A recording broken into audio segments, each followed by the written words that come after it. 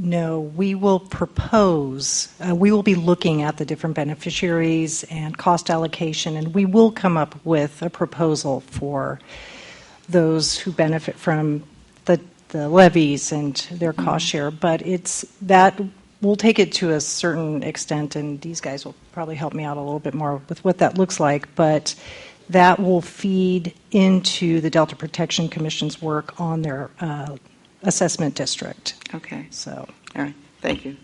Thank you, Larry. Eric might want to weigh in on that particular issue, because somehow we bifurcated these things, but we've got a study that's going to say, oh, red button close to red button is on. I'm just on close. So you have to say, get to the microphone. I was sleeping, so I needed to wake up. What I was saying was, we have the Delta Protection Commission, which is doing a sister study on beneficiary pays, basically.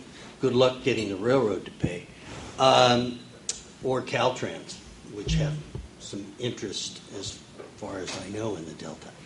I had a question on CEQA. Why are we having this if we really don't have? Do we have a project, or is it a program, or we're praying that some program will come out of this?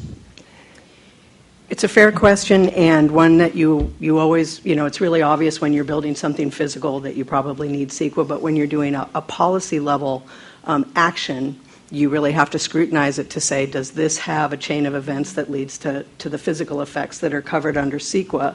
So like a general plan or an ordinance, this policy may very well have land-based physical action consequences. So that is what we would need to look at, and that's why we need to scrutinize sort of what is the change in direction, if any, that you'll be applying to the state's investment policy. We need to follow the chain of events.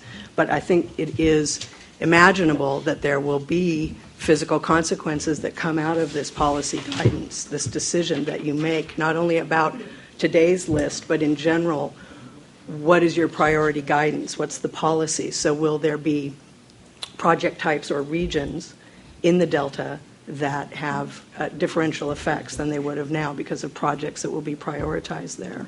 So we too want to scrutinize that question. Do you really have an actionable item under CEQA? But I think it's quite possible, and I think that's the expectation, that this will lead to some sort of consequence, a setup of a chain of events that will lead to physical consequences.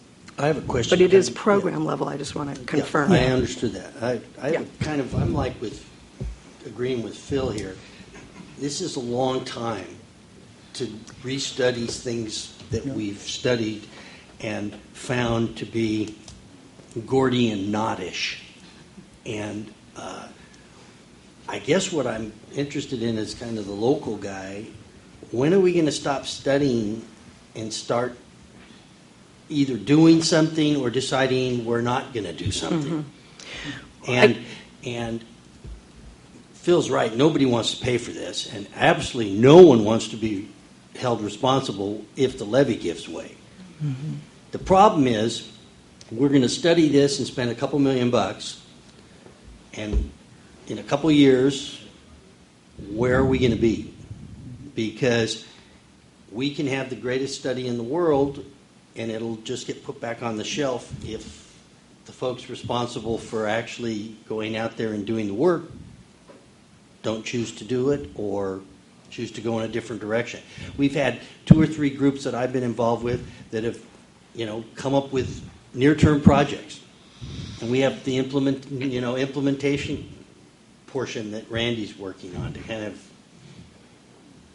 herd these cats to actually getting something done. So, are we going to get anything done? I guess is where I'm at.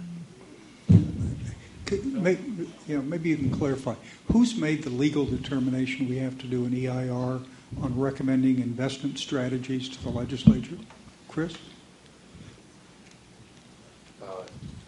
Just like. Is that better?